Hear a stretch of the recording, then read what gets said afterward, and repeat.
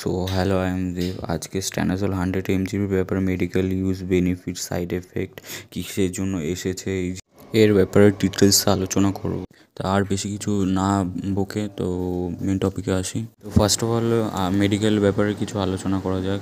এটা অ্যানেমিয়া, তারপর osteoporosis, muscle wasting disease, তারপর এইডস, ভেনাস লেগ আলসার, এইসব কিছু কিছু ট্রিটমেন্টের জন্য ব্যবহার হতো।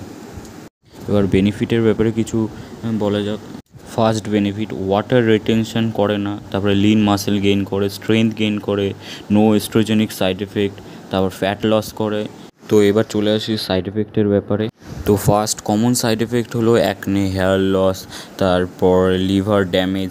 তো এবার সিরিয়াস সাইড এফেক্টের ব্যাপারে কিছু বলি। Cardiovascular, liver tumour, hormone imbalance, jaundice, hepatoma issue, joint pain, bad cholesterol, hypergonadism ইত্যাদি। যদি ভিডিওটা ভালো থেকে থাকে, like and subscribe and comments. So by, দেখা হচ্ছে পরের ভিডিওতে।